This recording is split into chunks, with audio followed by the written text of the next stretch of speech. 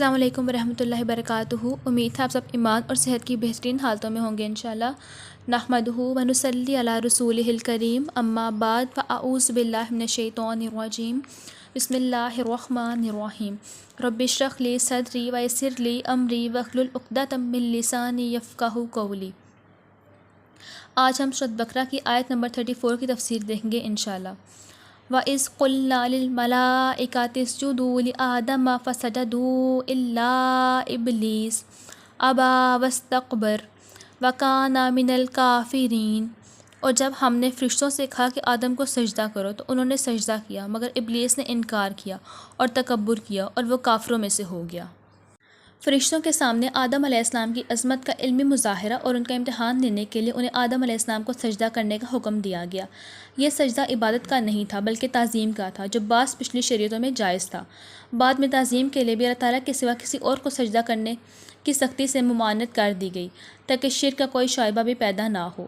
یہ سجدہ کروانا اس بات کا بھی مظاہرہ تھا کہ فرشتوں کو اس بات کی تلقین کی جا رہی ہے کہ کائنات میں جو چیزیں ان کے اختیار میں دی گئی ہیں وہ انسان کے لیے مسخر کر دی جائیں، تاکہ دیکھا جائے کہ وہ ان کو صحیح استعمال کرتا ہے یا غلط۔ اگرچہ براہ راست سجدے کا حکم فرشتوں کو دیا گیا تھا، لیکن مگر اس میں تمام جاندار مخلوقات بھی شامل تھی، لہٰذا ابلیس جو جنات میں سے تھا اس پر بھی اس حکم کی تعمیل لازم تھی۔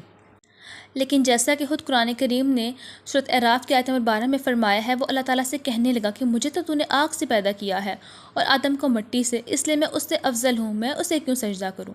اس واقعے سے ہمیں دو سبق ملتے ہیں، ایک یہ کہ اپنے آپ کو بذات خود دوسروں سے بڑا سمجھنا اور اپنی بڑائی بگاڑنا کتنا بڑا گناہ ہے، اور دوسرا سبق یہ کہ جب اللہ تعالیٰ کی طرف سے کوئی واضح حکم آ جائے تو بندے کا کام یہ ہے کہ اس حکم کو دل و جان سے بجا لائے، چاہے اس کی حکمت اور فائدہ سمجھ میں آئے یا نہ آئے۔ ابلیس نے حسد اور تکبر کی وجہ سے سجدہ کرنے سے انکار کیا۔ سیدنا قتادہ رحمۃ اللہ فرماتے ہیں، سب سے پہلا گناہ یہی تکبر ہے جو ابلیس سے سرزد ہوا۔ سیدنا حارثہ بن وہب رضی اللہ عنہ فرماتے ہیں کہ انہوں نے رسول اللہ صلی اللہ علیہ وسلم کو فرماتے ہوئے سنا کہ میں تمہیں دوزخ والوں کی خبر نہ دوں؟ صحابہ کرام رضی اللہ عنہ نے عرض کی، جی ہاں ضرور فرمائیے۔ آپ صلی اللہ علیہ وسلم نے فرمایا، ہر جاہل اکھڑ مزاج تکبر کرنے والا دوزخی ہے، کہ مسلم کی روایت ہے 7187 نمبر پہ۔ وآخر دعوانا ان الحمد للہ رب العالمین، سبحانک اللہم وبحمدک، اشہد ان لا الہ الا انت، استغفرک واتوب الیک۔ السلام علیکم ورحمۃ اللہ وبرکاتہ۔